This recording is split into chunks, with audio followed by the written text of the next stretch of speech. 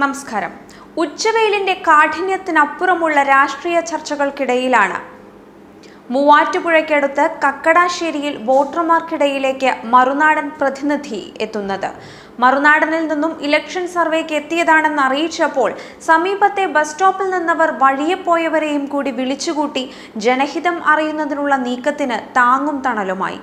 Form പൂരിപ്പിക്കുന്നതിനിടയിലും കമന്റുകൾ തേടുന്നതിനിടയിലും രാഷ്ട്രീയ നിലപാടുകൾ നിരത്തി കൂടി നിന്നവർ പരസ്പരം ഏറ്റുമുട്ടുകയായിരുന്നു. കാർഷിക മേഖലയായ മണ്ഡലത്തിൽ വികസനമാണ് പ്രധാന പ്രചാരണ വിഷയം എന്ന കാര്യത്തിൽ സർവേയിൽ പങ്കെടുത്തവരിൽ ഭൂരിപക്ഷവും യോജിച്ചു. വഴിയാത്രക്കാർ, വാഹനയാത്രക്കാർ, തൊഴിലാളികൾ, ഓട്ടോ ഡ്രൈവർമാർ, വിവിധ സ്ഥാപനങ്ങളുടെ നടത്തിപ്പുകാർ, ജീവനക്കാർ തുടങ്ങി പൊതുസമൂഹത്തിന്റെ വിവിധ മേഖലകളിൽ നിന്നുള്ളവർ സർവേയിൽ അഭിപ്രായം രേഖപ്പെടുത്തി. ഇടുക്കിക്കാർക്കു വേണ്ടത് ജോയ്സിനെയോ ഡീൻ കുര്യാക്കോസിനെയോ? വോട്ടർമാരുടെ പ്രതികരണങ്ങൾ കേൾക്കാം. ഈ ഇലക്ഷനിൽ ഇടതുപക്ഷ ജനാധിപത്യ മുന്നണി അധികാരത്തിൽ ഉള്ളിടത്തോളം കാലം ഇവിടെ കേരളത്തിൽ ഇടതു മുന്നണി ജയിക്കും. മോഡി ഭരണത്തിൽ തൃപ്തിയില്ല. ഒരു മെച്ചമുണ്ടെന്ന് എനിക്ക് അഭിപ്രായമില്ല. ഇല്ല.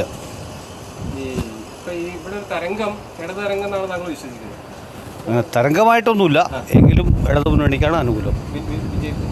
വിജയസാധ്യത പ്രത്യേകിച്ച് എല്ലാ വർഷത്തേക്കാളും കഴിഞ്ഞ വർഷത്തേക്കാളും ചാൻസ് വിളിക്കാന്നുള്ളതാണ്. ഡീൻ കുര്യാക്കോസിന് നമുക്ക് ചാൻസ് എന്നാണ് നമ്മുടെ അഭിപ്രായം. ഞങ്ങളുടെ കാഴ്ചപ്പാടിൽ, എൻ്റെ കാഴ്ചപ്പാടിൽ രാഹുൽ ഗാന്ധി ഇന്ത്യൻ പ്രധാനമന്ത്രിയാവണം. അന്നത്തെ അവസ്ഥയ്ക്ക് മാറ്റം ഉണ്ടാവാൻ. ഇന്നത്തെ അവസ്ഥ എന്ന് പറഞ്ഞാൽ ഈ ഏത് രീതിയിലും ഈ നമ്മുടെ രാജ്യത്ത് വളരെ പിന്നോട്ട് പോയിരിക്കുക.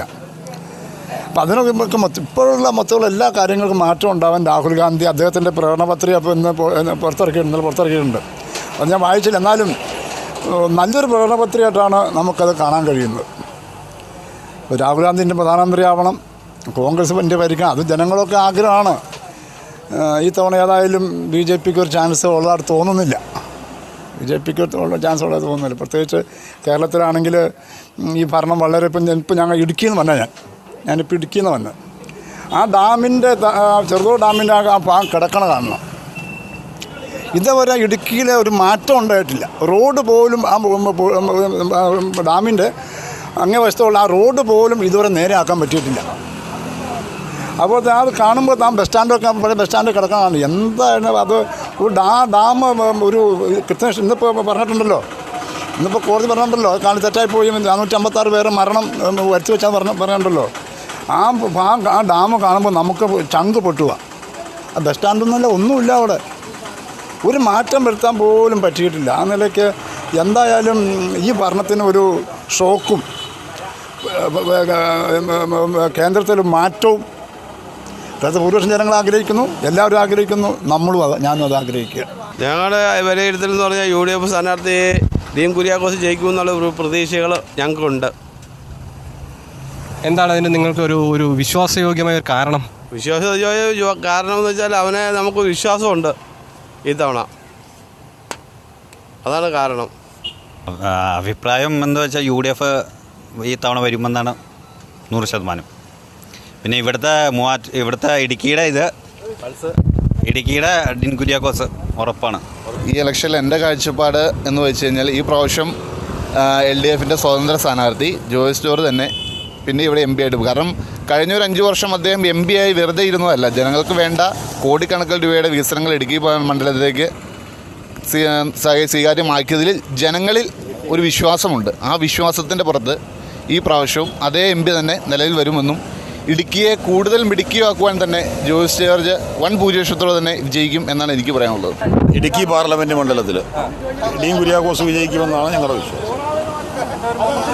മൊത്തത്തിൽ കേരളത്തിൽ മൊത്തത്തിൽ UDFന് അനുകൂലമായ ഒരു അന്തരീക്ഷമാണെന്നാണ് നമ്മുടെ വിശ്വാസം. അതിന് പല കാരണങ്ങളുണ്ട്. പല കാരണങ്ങളിൽ പ്രധാനപ്പെട്ട കാരണം ശബരിമല തന്നെയാണ് ഞങ്ങൾ കാണുന്നത്. അനുകൂലമാകും എന്നാണ് ഞങ്ങളുടെ പ്രതീക്ഷ. അപ്പോഴും ശബരിമല വിഷയത്തിൽ വോട്ട് പോകാൻ സാധ്യത ലെഫ്റ്റിൻ്റെ ആണല്ലോ. അതങ്ങോട്ട് പോയാലും ഞങ്ങളുടെ വോട്ട് ഞങ്ങൾ പിടിച്ചാൽ പോരെ. അങ്ങനെയാണ് ഞങ്ങൾ ആ വിജയത്തെ കാണുന്നത്. കേരളത്തിൽ ശരിക്കും ഇപ്പോൾ ഇടതുപക്ഷ ഭരണം വന്നു കഴിഞ്ഞിട്ട് 2 വർഷം ആകുമ്പോഴാണ്. 1000 ദിവസങ്ങൾ പിന്നിട്ടു. അതിൻ്റെ വികസന പ്രവർത്തനങ്ങൾ നല്ല രീതിയിൽ നടക്കുന്നുണ്ട്. അതാണ് കൂടുതൽ ഇമ്പോർട്ടൻ്റ് കൊടുത്തുകൊണ്ട് ജനങ്ങൾ അതിന് വേണ്ടിയിട്ടുള്ളൊരു ശ്രമത്തിലാണ്. അപ്പോൾ രാഹുൽ വിരുദ്ധ തരംഗം ഉണ്ടെന്നാണ് പറയുന്നത്. രാഹുലിന് പ്രത്യേക തരംഗമൊന്നും അങ്ങനെ ഇല്ല. ഇപ്പോൾ കേരളത്തിൽ വന്നപ്പോൾ അദ്ദേഹം വന്ന് ഇലക്ഷനിൽ നിൽക്കുന്നു എന്നുള്ളത് മാത്രമേ ഉള്ളൂ. അതിനകത്ത് ആ ഒരു നിയോജകമണ്ഡലത്തിൽ എന്തെങ്കിലും ചിലപ്പോൾ ജയിക്കാൻ സാധ്യതയുണ്ട്, അല്ലാണ്ട് വേറെ പ്രത്യേകിച്ച് ഒരു തരംഗമായിട്ട് അതിനകത്ത് അനുഭവപ്പെടാനൊന്നും ഉണ്ടാവാൻ സാധ്യതയില്ല.